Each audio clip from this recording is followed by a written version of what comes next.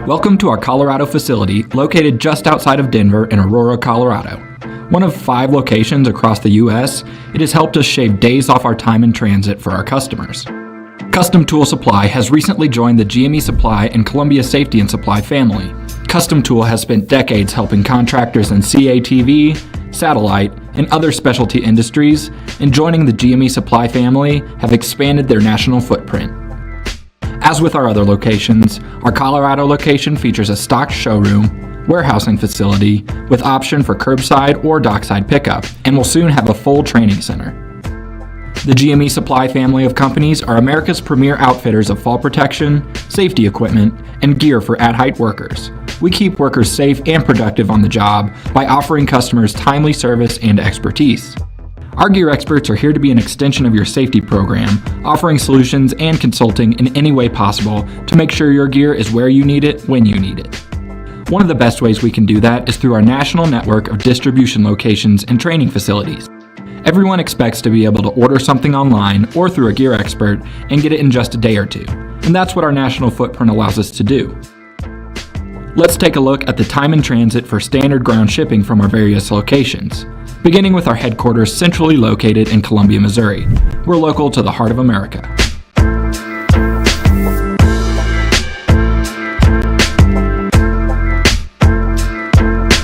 Our second location opened in Atlanta, Georgia in 2015 to service the East Coast and southeastern U.S.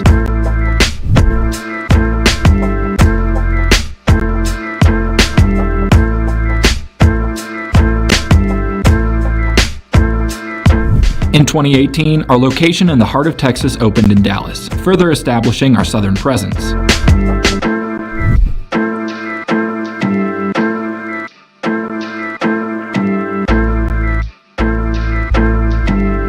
And this year, we've opened a location in Corona, California, where we hosted our last live stream. And just a couple months ago, we welcomed Custom Tool Supply to our family here in Denver, Colorado. As you can see, the majority of the U.S. population is within 2-day ground shipping point from one of our locations, meaning you don't have to pay extra to expedite shipments. And look for our quick ship items, which ship the same day as long as the order is placed by 6 p.m. Eastern Time, Monday through Friday. Thanks for tuning in today, and enjoy the exclusive training session ahead.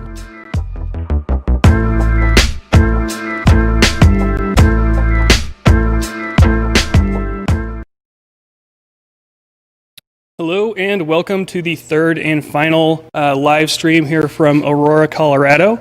This is the RF Safety and Rooftop Worker RF Safety Awareness presentation. I'm here with Caleb from GME. Caleb, you want to introduce yourself? Hi, I'm Caleb with GME. Happy to chat with folks about RF safety, how it's impacting industries that maybe weren't looking forward to that earlier on, and see what we can do to help keep people safe and productive out there. All right, awesome. Well, with that, let's go ahead and just jump into this. So the first topic is, why is RF awareness relevant to more than just the traditional tower climbers, telecom workers? So for a long time, potential RF exposure has been limited to just those that are actually working on the structures or in the antennas, that sort of thing. But with recent technology advancements and new designs in infrastructure, that's no longer the case, right? So cell phone and connectivity solutions are moving into new places like light poles, utility poles, rooftops, and even more discrete places like inside buildings and stadiums. So can you start by going into some detail about why anyone working in construction or maintenance in a wide variety of settings should be aware of RF hazards? Yeah, totally. I think you hit the nail on the head with the introduction with all the locations where you can find antennas now. I know that we've got some photos that we'll show as well. But traditionally, to your point, anyone that felt like they needed to know about RF already knew about it because they were climbing hundreds or thousands of feet to get up and address the work that they were doing. Now we're finding more and more infrastructure on poles, rooftops, etc. Maybe it makes sense to jump into some of the photos and Sure. We can show some examples. So this is an interesting example because at first glance, you might not see where there could be some exposure.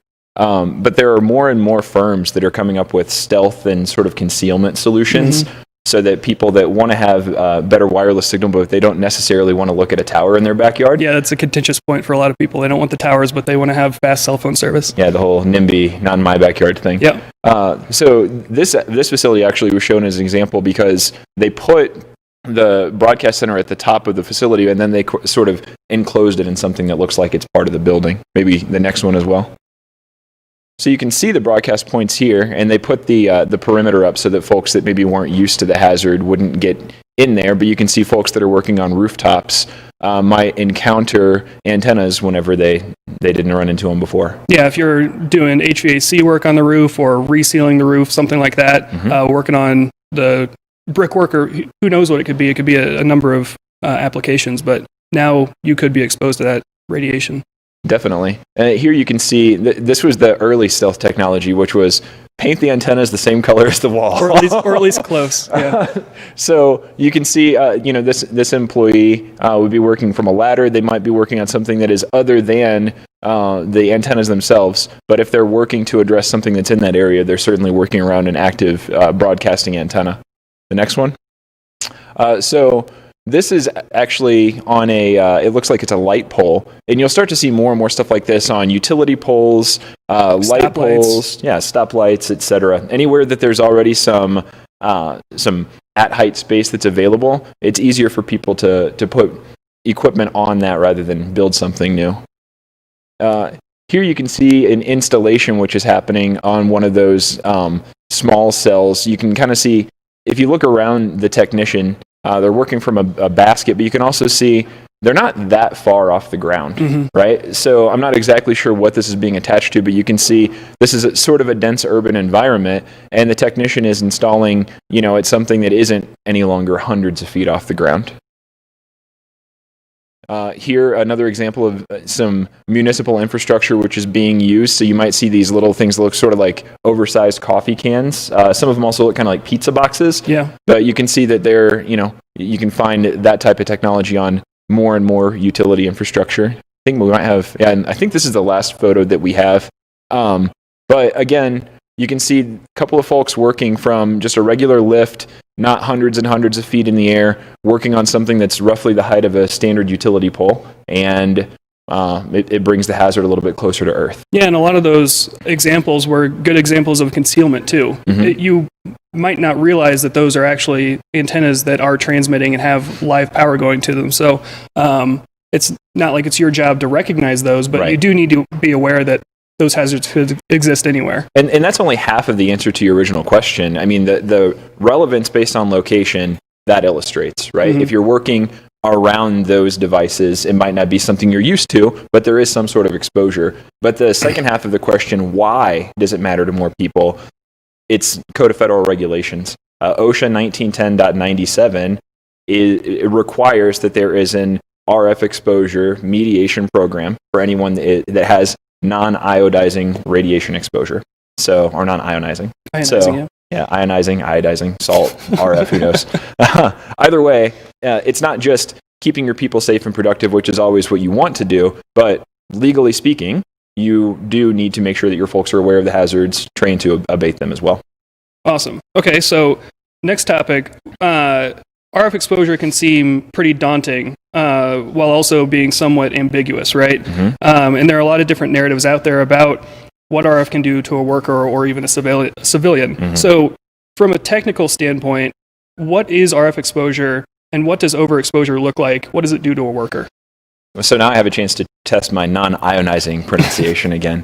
But it's just that. It is technically some sort of radiation exposure. And the thing is, I think that sounds a lot scarier than it really is. There are certainly hazards that are associated with being exposed to active RF. But going back to that OSHA 1910.97 standard, which I pointed out before, it's sort of reminiscent of how hazardous gas detection works.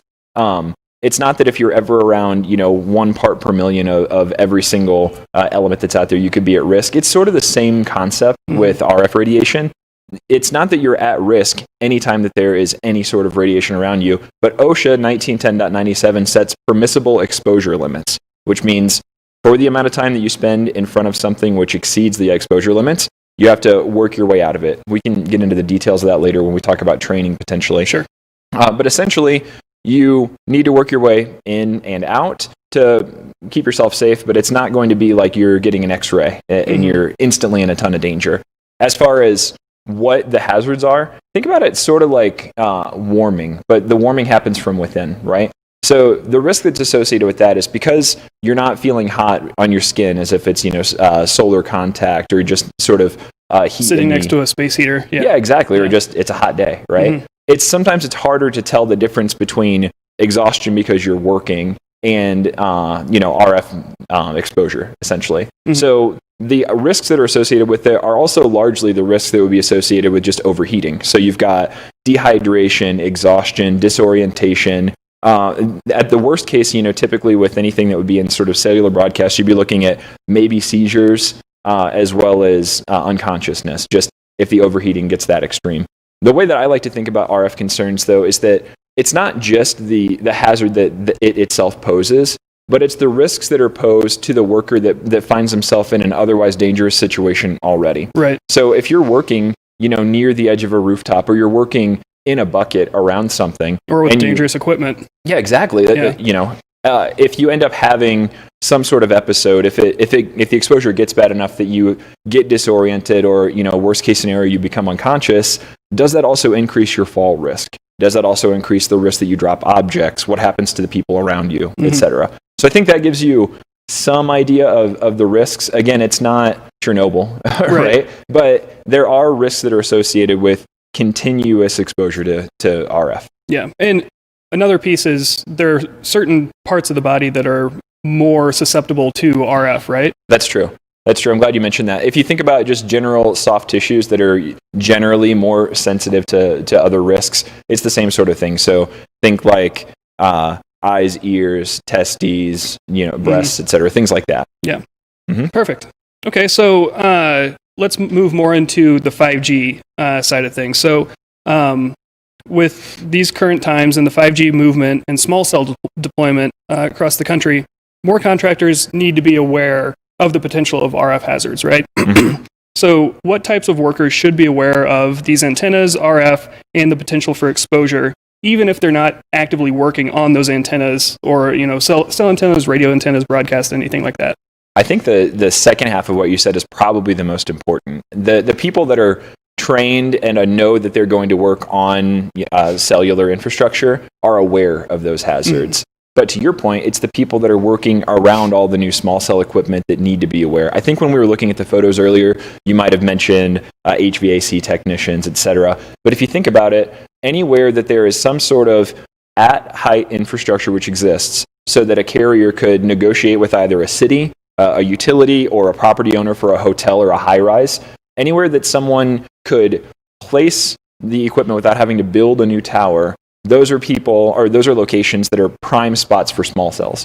So if you're working on a rooftop, to your point, if you're sealing the roof, if you're performing work on the HVAC system, if you're a commercial or residential, or not residential, if you're a commercial roofer, if you're a window washer. Yeah, I was going to say window washing. Yeah. And then, so that's kind of the rooftop exposure. But the other half of it is we're seeing a huge amount of reaction to this from municipal and utility folks. So one example, we're working with, maybe I shouldn't name it, we're working with one of the largest cities in the U.S., and we've created an abatement program with them because they had people that were consistently working around active broadcast infrastructure whenever they were working on their light poles and their traffic signals. And so we worked with them for how to keep their folks safe and the type of equipment they needed to ensure that they were. Awesome. Okay. And staying on the 5G topic, there's a lot of misinformation out there about 5G. True. So if you're perusing the internet, social media, you might see some of these posts or articles, headlines that create some concerns surrounding the rollout of this 5G technology. Right. The FCC has recently expanded spectrum for this new band of communication, and it's caused some confusion among workers and the general population. What does the new millimeter wave band mean, and what should people be aware of when it comes to this technology? Should there be concern from the general public about 5G? I'm super glad that you asked that question. And we can go back to OSHA in a second, but I want to make sure that I just lead from the beginning. Ensuring that people are aware of the hazards whenever they are working around this equipment is important, but it does not mean that there is significant or any risk to the general public with the deployment of infrastructure, whether it's 5G or 4G, LTE, etc. The general public is not at risk, and that is dictated by the FCC. So we can jump into that here in just a second. But beyond that, the second half of your question was about millimeter wave. Without getting too technical, think about the higher the frequency of the signal that's getting pushed from one device to another, the shorter the wavelength, right? It's an inverse correlation. So when people talk about millimeter wave frequencies, they're just saying that wavelengths which previously were unallocated or were being used by something else have now been freed up so that wireless carriers can use those. So the advantage of those millimeter wave frequencies is that they can push a lot of data with very low latency. But the disadvantage is that they can't travel, the signals can't travel as far, and they also have trouble getting through, walls or windows or things like that. So essentially, that is the reason that you're starting to see more and more small cells get deployed. So 5G and the use of those millimeter wave frequencies is certainly leading to more infrastructure on rooftops and on utility poles and street lamps, et cetera, as a result of the fact that the devices need to be closer to your phone if they're going to get you the results that you're looking for. Right? So the old technology, you could have a tower every few miles. The speed wasn't there, but it could travel farther. Right. The new technology, you need more antennas closer, and it's a lot faster. So the G, for just so everyone knows, is it's generational, essentially, right? And so if you think about latency and you think about the amount of data that can be pushed, I like to use the water hose as an analogy, right? So if you're trying to get a lot of water out of a hose, you don't put your thumb over the hose, and a lot of water comes out, but it doesn't go as far. But then if you want to make the water that's flowing out go further, you cover part of the hose with your thumb, which means that less water or less data is able to get out, but it's able to go further, right? So the more data capacity that you need, the shorter the distance, generally speaking, that can travel from point to point. Perfect. And then I think going back to the occupational and public thing, so the FCC does have requirements for maximum exposure that people that are working around RF can have. But more importantly, they have requirements for maximum exposure that a civilian that has no idea what's going on could find themselves in. So essentially, there is no way that a civilian could find themselves around some sort of active broadcast point without there being a number of warning signs for them.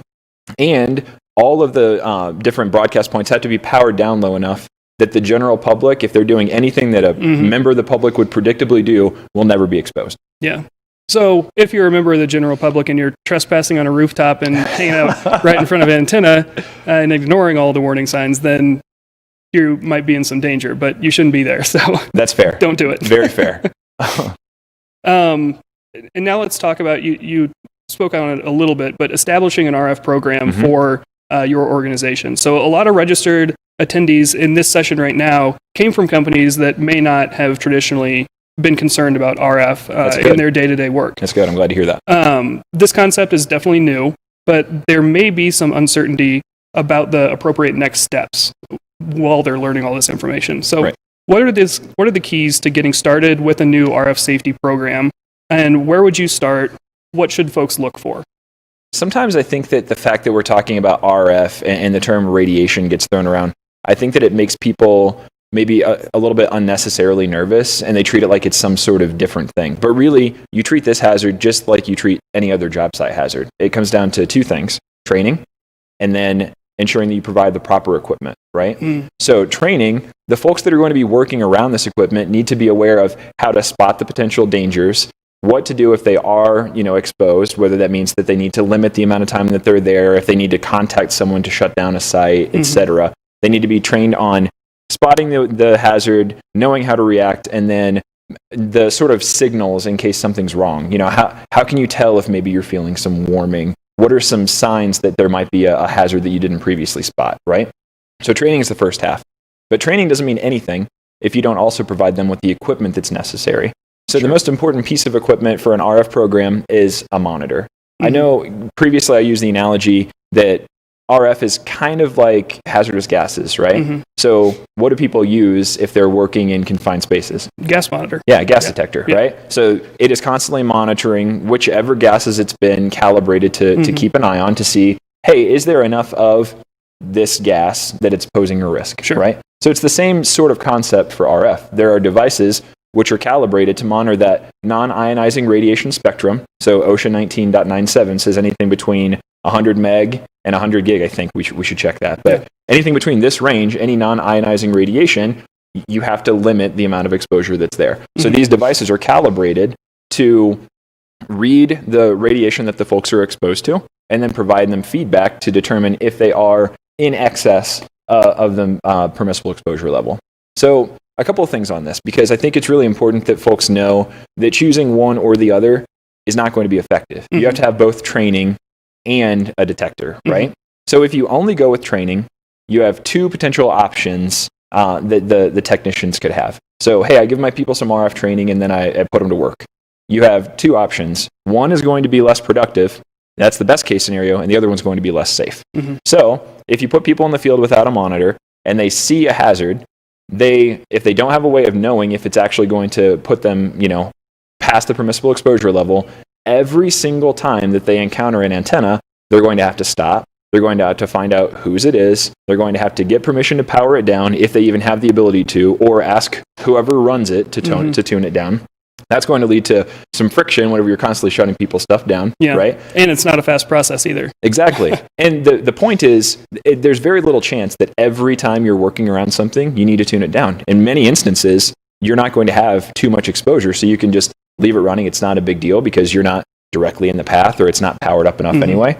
So just knowing that the hazard isn't significant enough, you can be much more productive and you don't create friction with everybody else. Right. So that's phase one. But the other option is that it's just less safe. And it's that people think, it's not really that big of a deal. They don't do anything to address the concern. And then you run into all of the hazards that we talked about previously with warming and then sort of that amplification of the other hazards. You're making somebody potentially get overheated, dehydrated, maybe put themselves unconscious over time, and maybe they're at the edge of a rooftop. Right.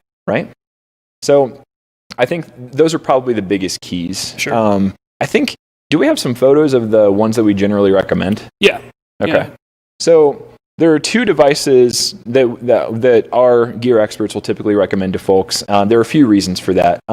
There may be others that kind of fall into all these tick boxes, but we haven't really found them. So the reasons that we always recommend these two are that first, the devices are isotropic, which means that they are constantly monitoring in all directions. So think 360 degrees, every single direction around you, so that no matter what's happening, it is measuring if you're being potentially impacted by RF, which means that these are the devices that can truly be said to be body worn. So the most effective PPE in this instance is something that you throw on whenever you're working, and it will alert you if you have a problem. There are other devices out there that are not isotropic. You have to walk to the broadcast position, turn it around a bunch of different directions, try to align it with however it's calibrated, and then maybe it tells you that there's a problem. Right. So body worn, just because they can see the picture, they can't see what you're doing. Oh. So it's actually, they've got straps and a tether where you just attach it to your harness and turn it on,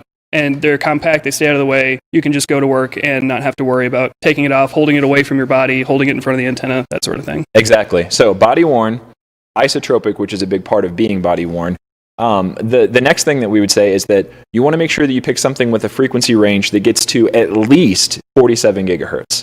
And the reason we say that now is that the upcoming spectrum auction from the FCC, which is going to be concluded over the next several months, is going to unlock 47 gigahertz as a new frequency which can be used by wireless carriers.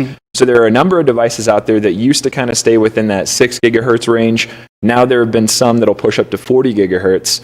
If you purchase a device which caps at either 6 gigahertz or 40 gigahertz, and you plan on working around any of these potential hazards that we talked about before, it is a short-sighted purchase because within a matter of months, you could potentially have a device which is not going to pick up the signal which is being put out by the next generation of antennas that people put out. So up to 47 gigahertz, huge. The two devices that we put on the screen before go up to 60. 60, yeah. I think, Connor, I think we have a chart that shows the different frequency ranges as well.